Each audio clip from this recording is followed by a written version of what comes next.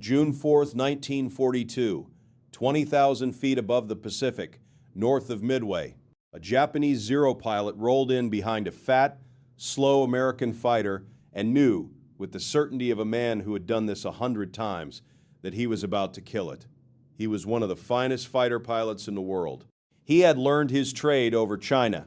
He flew the most agile fighter any nation had ever put into the sky, and the plane in his gun sight, that stubby American Wildcat, could not outturn him, could not outclimb him, could not run from him. It was already dead. He simply had not fired yet. Then, from somewhere off to his side, tracer fire reached across the sky and tore into his own aircraft. And the hunter understood, in the last seconds of his life, that while he had been lining up his certain kill, another American had been lining up his. It made no sense. He had the better plane, he had the better training, he had done everything right, and he was falling out of the sky in flames, killed by an enemy who had found a way to beat a better pilot and a better aircraft without ever needing to be either. Before I get into it, a little backstory. My dad fought in the Second World War, and growing up he told me stories about it all the time. And the more I listened, the more one thing fascinated me. Not what our side did, but what it looked like from the other side. The men who were supposed to win, what they saw, what they were told, and the moment they realized none of it was true. So that's how I like to tell these stories, through the eyes of the enemy who couldn't stop us. And now here I am, passing on the stories I learned to you. To understand the shock over Midway, you have to understand the god the Japanese had built out of a machine. In the first year of the Pacific War, the Mitsubishi Zero was not just a fighter plane. It was a legend that flew. It could turn inside anything in the sky. It could climb like it was being pulled up on a string. It carried its pilot farther than any fighter had a right to. And the men who flew it were not amateurs. Many of them had years of combat behind them, honed in the skies over China against an enemy who could not touch them.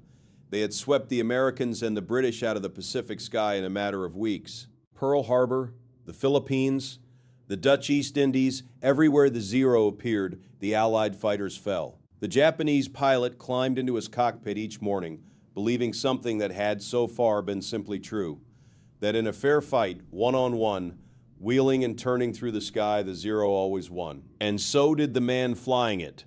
War in the air to him was the purest test there was.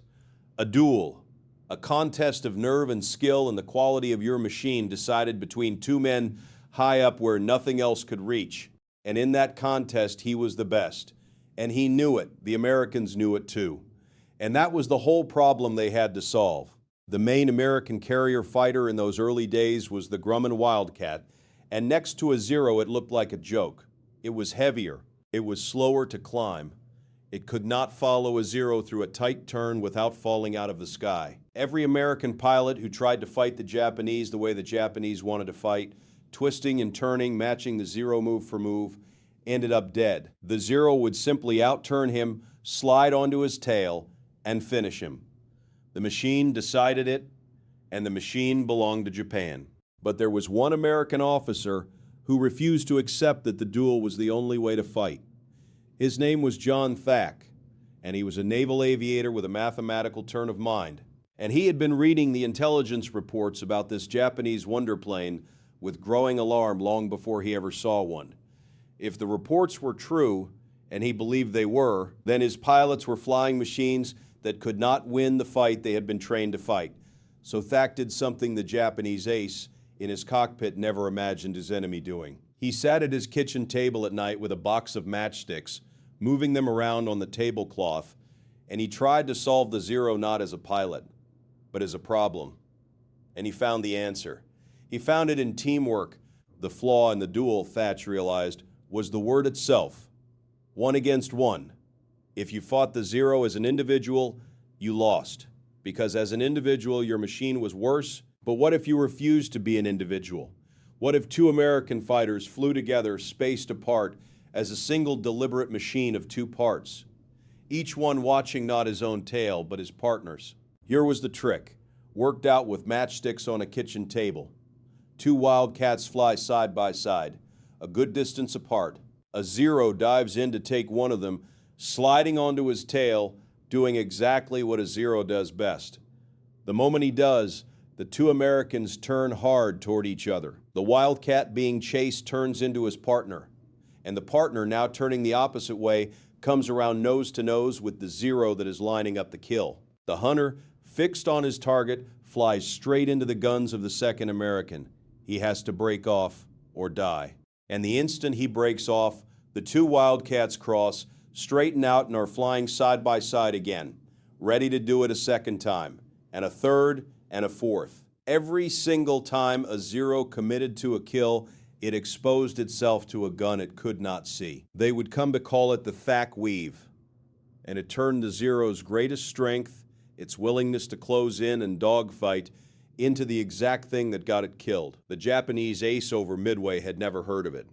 He had no reason to expect it. Everything in his experience told him that the American in front of him was a lone victim, because that was how every American had fought him before. So when he committed to the kill, he committed completely, the way a great fighter pilot is trained to. And that total commitment, the very thing that had made him deadly for years, flew him straight into a stream of fire from a direction he was not watching.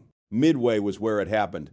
John Thach led a tiny group of Wildcats that day, badly outnumbered, jumped by a swarm of Zeros high above the American torpedo planes. By every rule the Japanese understood, Thach's handful of inferior fighters should have been annihilated in minutes. Instead, Thach and his young wingman began to weave, back and forth turning into each other, again and again, a slow, deliberate scissors in the middle of a sky full of Japanese aces who could not understand what they were seeing. The Japanese pilots did what came naturally.